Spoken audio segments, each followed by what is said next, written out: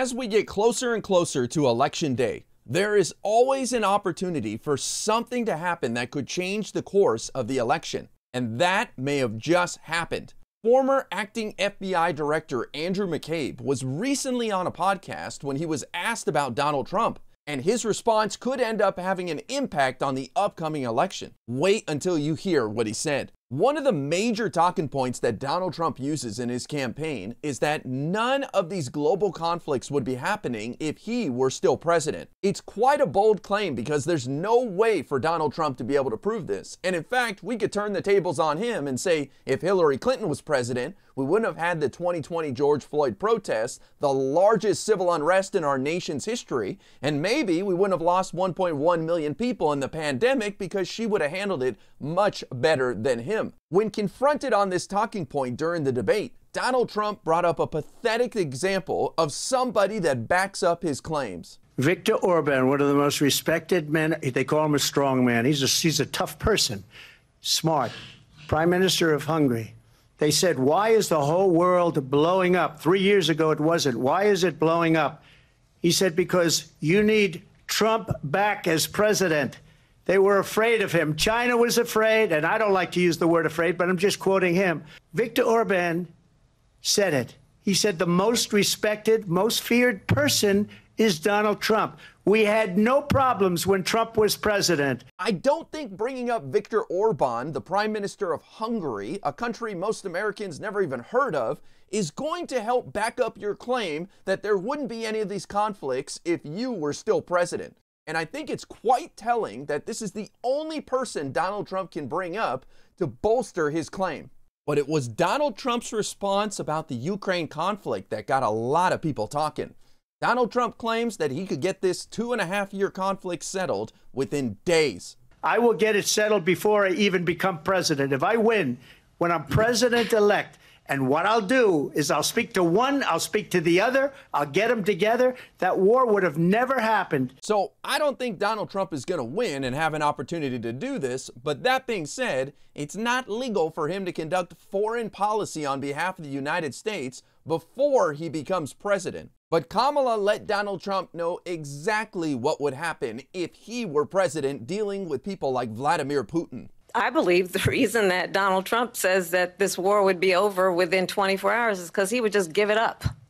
And that's not who we are as Americans. Putin would be sitting in Kyiv with his eyes on the rest of Europe, starting with Poland. And why don't you tell the 800,000 Polish Americans right here in Pennsylvania how quickly you would give up for the sake of favor and what you think is a friendship with what is known to be a dictator who would eat you for lunch. And it may not just be favor with Vladimir Putin that Donald Trump is after. According to the ex-acting FBI director under the Trump administration, Andrew McCabe, Donald Trump might just be a Russian asset. Now, we've heard these accusations before about Donald Trump, but to hear this from such a high-level person within the intelligence community, such as Andrew McCabe, is quite alarming.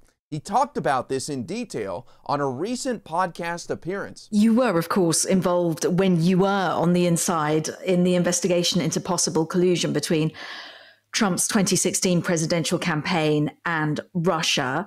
Then when you were outside of the organization, you just said that there is a possibility that Trump is a Russian asset.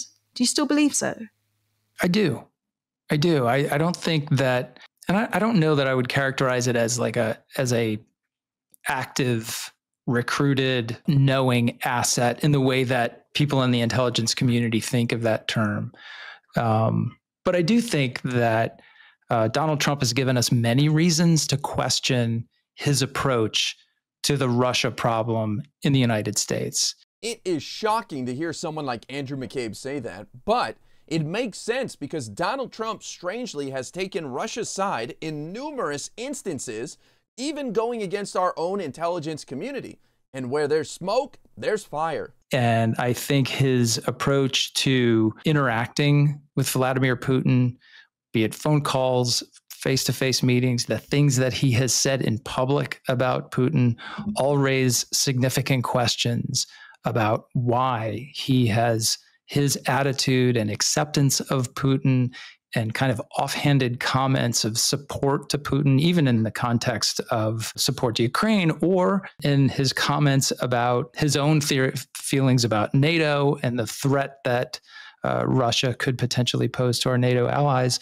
I think when you put all those things together, you have to have some very serious questions about why is it that Donald Trump seems so much more accepting and supportive and really kind of has this fawning sort of admiration for Vladimir Putin in a way that no other American president, Republican or Democrat, ever has. It may just be from a fundamental misunderstanding of this problem set. That's always a possibility. And I guess the other end of that spectrum would be that there is some kind of relationship or a desire for a relationship of some sort, be it economic or business oriented, what have you. I think those are possibilities. None of them have been proven, but as an intelligence officer, those are the things that you think about. Something is definitely motivating Donald Trump to deal with Vladimir Putin and Russia differently, especially when proof is given for Russia causing problems here in the United States. Donald Trump seems like he's looking out for Donald Trump first and foremost, and we the people come secondary. And I appreciate individuals like Andrew McCabe coming forward and reminding the American people of who Donald Trump is, because this election coming up is going to have a significant impact on the future of this country.